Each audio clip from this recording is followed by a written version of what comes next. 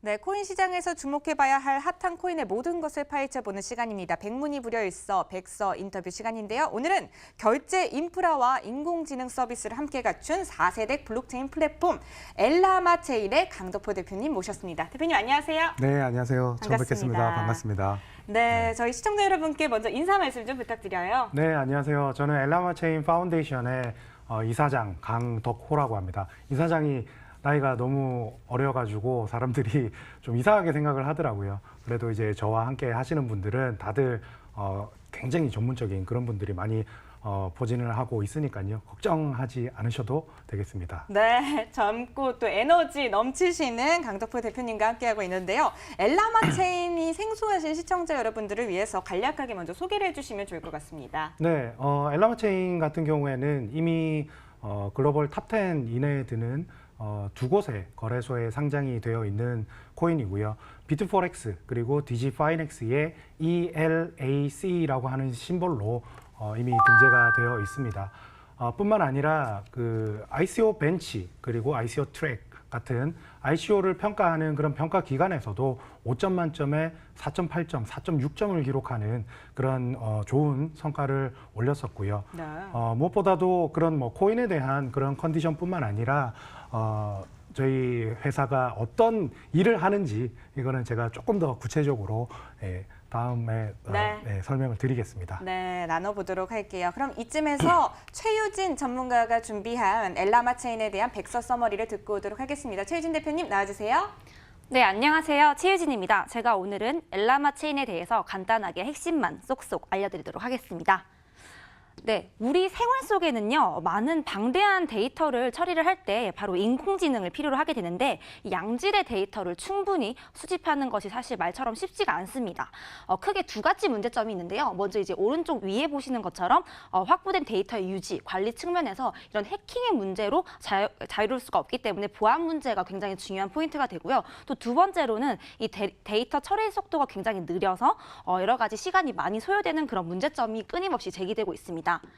그래서 이 엘라마체인에서는요, 이런 여러 가지 시스템에 대한 문제점을 해결하고자 인공지능 엘라가 탄생했다고 하는데요. 이 감성지능 이 AI 엘라는요, 그 엘라 코어 엔진과 그리고 하이퍼레저 패브릭이라고 하는 두 가지 핵심 지능이 있는데요. 이 엘라 코어 엔진은 이 빅데이터 분석 처리 이제 시스템 기반으로 일반 사용자의 대화 또는 미션을 여러 가지 수집을 통해서 방대한 데이터를 이 엘라 그 코어 엔진을 통해서 여러 가지로 데이터를 분석을 한 다음에 이것을 딥러닝 시스템을 통해서 블록체인에 올리는 그런 시스템으로 진행이 된다고 합니다. 실제로 기존의 허가형 블록체인 네트워크 같은 경우에는요, 확장성이 굉장히 부족하고 프라이빗 트랜잭션과 기밀 계약을 지원하지 못했는데요. 이에 대한 솔루션으로 사실 등장한 게 이 블록체인 안에서 하이퍼레저입니다. 이 하이퍼레저 안에서도 우리 이 엘라마 체인에서는요, 그 하이퍼레저 패브릭을 채택을 했고요. 모듈 방식을 통하고 거기를 통해서 보안 기능도 더 확장을 하게 됐습니다. 블록체인상 트랜잭션에 대해서 정보의 노출은 아마 이해관계자들 통해서만 할 수 있다는 그런 강력한 장점이 있습니다. 강력한 보안을 제공을 하는 하이퍼레저 패브릭은요, 바로 이 퍼블릭 블록체인과 프라이빗 블록체인의 장점만 모아서 이렇게 나오게 된 굉장히 융합된 굉장히 좋은 그런 모델이기 때문에 개인정보 유출로부터 굉장히 자유로울 수가 있습니다. 막강한 데이터 보안성 그리고 빠른 거래 처리 속도 등으로 안전하고 효율적인 거래가 가능하도록 하고 있습니다. 엘라코어 엔진을 통해서요, 수집된 빅데이터 보안이 강화된 블록체인을 저장을 해서 실시간으로 온오프라인으로 이제 여러 가지 암호화폐 결제 시스템에 적용함으로써 굉장히 더욱더 큰 의미를 가지게 된다고 보시면 될 것 같고요. 여기에 그치지 않고 데이터 분석 이제 그 저장을 해서 데이터의 안정성과 보안성까지 가져가는 여러 가지 그 프로세스의 엘라코인의 구조는 더욱더 믿음을 준다고 보실 수 있겠습니다. 저 자세한 얘기는요, 강덕호 대표님이 말씀해 주시도록 하겠습니다. 감사합니다. 네, 최유진 대표님 잘 들었습니다. 엘라마체인 강덕호 대표님과 이야기 나누고 있는데요. 기존 블록체인의 단점을 극복하기 위해서 탄생한 감성 AI 엘라에 대해서 하나씩 특징과 포인트를 또 짚어주셨다고 합니다. 하나씩 알아보도록 할게요. 첫 번째 포인트 공개합니다. 백서 포인트 첫 번째, 보안성과 확장성이 뛰어난 하이퍼레저 패브릭입니다. 네, 대표님. 보안성과 확장성이 뛰어난 하이퍼레저.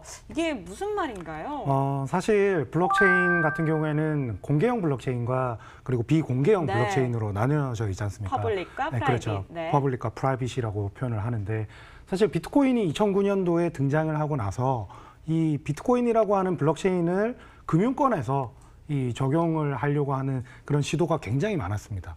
왜 그러냐면 이제 P2P로 제3자의 개입 없이 그렇게 자유로운 거래가 가능하다라는 부분에서 금융권들이 굉장히 좋게 받아들여졌고 그러나 실제로 그 블록체인을 본인들의 금융 시스템에 접목을 시키기에는 굉장히 쉽지가 않았어요. 왜 그러냐면은 이 모든 트랜잭션의 거래 내역들이 제3자가 아무런 동의 없이 열람을 할 수 있는 구조이기 때문에 그래서 미국에서는 R3라고 하는 블록체인 개발팀에서 코다라고 하는 전 세계 최초의 프라이빗 블록체인이 만들어지게 됐고요. 이 프라이빗 블록체인을 기반으로 토큰 생태계가 없던 그 단점을 보완해서 나온 게 리플 프로토콜이라고 할 수 있겠고요. 그리고 금융권에서만 쓸 수 있다라는 그 한계를 뛰어넘기 위해서 IBM에서는 150명이 넘는 그런 베테랑 개발자들이 투입이 돼서 이 코다를 다시 재구성을 해서 하이퍼레저 패브릭이라는 그런 블록체인을 만들게 되었습니다. 하이퍼레저 패브릭이 나오게 되면서 IBM이 개발을 했으니까 전 세계 최고의 IT 회사가 개발을 했기 때문에 삼성이라든지 LG 그리고 SK, KT 그리고 구글, 인텔 이런 초대형 글로벌 기업들도 하이퍼레저 패브릭이라는 심장을 본인들의 몸속에 넣는 그런 이식 작업을 하기 시작을 한 거죠. 네. 네. 근데 사실 하이퍼레저 패브릭도 코다와 마찬가지로 이 토큰 레이어가 없었어요. 저희가 이제 시작을 할 때만 하더라도요. 네. 예, 그래서 저희가 하이퍼레저의 가장 중요한 속성인 체인 코드라는 것을 저희가 뽑아내서 재구성을 통해서 토큰 레이어를 추가를 하고 자체 외부 네트워크, 내부 네트워크 이렇게 총 5중 구조의 그런 엘라마 체인이라는 자체 블록체인을 만들었다라고 설명을 드릴 수가 있겠습니다. 네. 하이퍼레저 패브릭의 좋은 점들을 잘 구성을 해서 또 엘라마 체인을 또 만드셨다 이렇게 얘기를 해주신 것 같은데 두 번째 키워드도 함께 공개를 해보도록 하겠습니다. 백서 포인트 두 번째 하이퍼레저 기반의 결제 시스템 엘라페이입니다. 네, 기존 결제 시스템들이 상당히 많이 나와 있습니다. 이 문제점들도 분명히 있을 텐데 문제를 보완하고 또 기존 블록체인보다 빠르게 트랜잭션을 처리할 수 있는 엘라페이다 이렇게 얘기를 들었는데요. 설명을 좀 부탁드립니다. 네, 사실 퍼블릭 블록체인을 가지고 실제 실결제에 도입을 하려고 하는 시도들이 굉장히 많지 않습니까? 네. 비트코인 같은 경우에는 또 컨펌 속도가 굉장히 느리기 때문에 어떤 사용성에서 굉장히 떨어지는 그리고 그런 TPS라고 불리우는 그런 전송 처리 속도를 계속해서 늘려나가는 그런 2세대, 3세대 이런 퍼블릭 블록체인들이 많아지고 있는데요. 저희 같은 경우에는 이 프라이빗 블록체인이다 보니 이 네트워크 그리고 이 전산 설비에 따라서 이 속도가 천차만별로 차이가 나게 됩니다. 이게 좋은 의미로는 기존에 우리가 인터넷을 사용하는 이 환경 굉장히 좋아졌지 않습니까? 네. 그래서 기본적으로 저희가 테스트 해보면은 기본 환경에서 1000TPS라든지 이런 거 그냥 넘어가기는 해요. 근데 가장 중요한 거는 제가 아까 말씀드렸다시피 이 고속 전산 서버를 구축을 하고 이 하드웨어를 기반으로 이 결제 시스템을 그 위에 얹히는 그러한 작업을 실제 국내에서 이제 정부 정보청사를 이제 만들어주고 하는 그런 태진 인포텍이라고 하는 시스템 반도체 고속 서버 제조사와 함께 구축을 지금 진행을 하고 있고요. 이렇게 많은 것들을 우리가 준비를 하고 있는 상황에서 실제 프라이빗 블록체인이 아닌 퍼블릭 블록체인 같은 경우에는 굉장히 병목 현상이라는 게 많이 자주 일어나게 됩니다. 네. 그리고 트랜잭션 히스토리들이 계속해서 늘어나면 늘어날수록 이제 브로드캐스팅을 하고 그런 처리 속도가 계속 느려지게 되는데 사실 저희 프라이빗 블록체인 같은 경우에는 중앙전산에 가까운 형태이다 보니 네. 보안성은 강화가 되는 그런 퍼블릭 블록체인의 속성을 가지고 있지만 실제 전송 처리 속도라든지 이런 부분에서는 기존 이 결제 시스템과 비교해 봤을 때 거의 손색이 없다라고 보실 수가 있겠습니다. 네, 보안성과 속도 면에서 큰 장점을 지니고 있는 엘라페이에 대해서 설명을 해주신 것 같습니다. 자, 이쯤에서 다음 백서 포인트도 함께 공개를 해보도록 하겠습니다. 세 번째 백서 포인트, 유저의 성향, 취향, 정보, 빅데이터를 구축하는 감성 기반 AI 챗봇입니다. 네, 헬스케어, 여행, 게임 등 뭐 각 분야별로 차별화된 개인 맞춤형 서비스를 내 취향에 맞게 찾아주는 감성 기반 AI 챗봇, 이렇게 또 설명이 되어 있더라고요. 감성 기반이요? 어떻게 하면 이런 표현이 또 나올 수가 있는 거지요? 네, 사실 AI를 구성을 하고 있는 모듈들이 굉장히 많습니다. 네. 특히나 유저가 인풋을 넣게 되면은 AI 같은 경우에는 미리 그 템플릿을 만들어 놓습니다. 예를 들어서 어떤 A라는 질문을 했을 때 B라는 대답을 해라. 네. C라는 질문을 했을 때 D라는 대답을 해라. 이런 식으로 이제 템플릿이라는 모듈도 있고 그리고 그 형태소 분석기라는 게 또 있습니다. 그게 어떤 의미냐면은 네. 우리가 자연스럽게 대화를 하는 이 대화 속에서도 이 형태소 그리고 어휘, 어투에 따라 가지고 다양한 기계가 알아들을 수 없는 그런 언어가 되기도 하거든요. 이런 부분에서 사실 한글은 굉장히 기계가 알아듣기 힘든 언어입니다. 실질적으로 미국 그러니까 영어 같은 경우에는 97% 인식률까지도 굉장히 높아진 단계고 중국어 같은 경우에는 94%까지 올라온 단계인데 네. 국내 한국어 같은 경우에는 뭐 78% 정도로 제가 알고 있습니다. 어쨌든 이런 각각의 모듈 중에서도 톤 제너레이터라고 하는 모듈이 있어요. 그게 어떤 거냐? 기계가 학습을 한 정보를 토대로 유저의 대화의 의도를 명확하게 파악을 하고 이제 맨 마지막에 아웃풋으로 대답을 송출을 할 때 그 맨 마지막에 유저가 여성이냐 남성이냐에 따라서 이 굉장히 좀 톤을 매끄럽게 아주 감성적으로 그렇게 끌어올리는 그런 모듈이라고 보실 수가 있고 실제 이 감성 기반이라고 하는 네. 요 단어에서 사실 많은 분들이 굉장히 헷갈려 하시는 분들이 많을 거예요.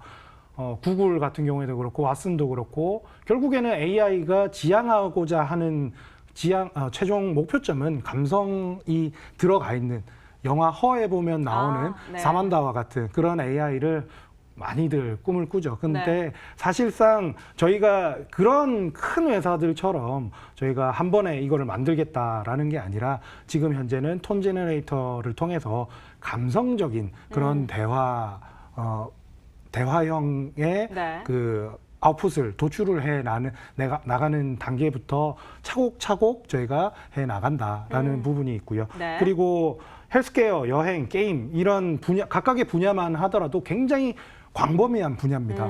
유저들의 빅데이터들을 확보를 하고 이 빅데이터들을 데이터 분석을 통해 가지고 레이블 작업을 하고요. 그러니까 네. 각각의 데이터들마다 분류를 한다라는 이야기입니다. 그러니까 이거를 이제 클래시파이 한다라고 하는데 클래시파이 하는 작업만 하더라도 굉장히 거대한 용량의 그리고 초고속 연산 머신들이 필요해요. 네. 그렇기 때문에 저희는 현재 이제 중화권과 그리고 국내 한국 그리고 이제 미국 이렇게 세 개 국가 연합으로 네. 이제 중국인을 대상으로 한 여행에 최적화된 그리고 온라인 수출에 최적화된 그런 AI 챗봇부터 저희가 네. 서비스를 런칭을 할 예정입니다. 아, 그렇군요. 감성 기반 AI 챗봇에 대해서도 또 상세하게 설명을 해주셨습니다.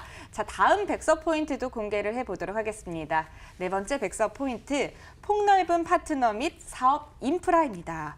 네, 파트너십 같은 경우에는 많은 투자자분들 또 유저분들이 궁금해할 또 부분인 것 같은데 설명을 부탁드립니다.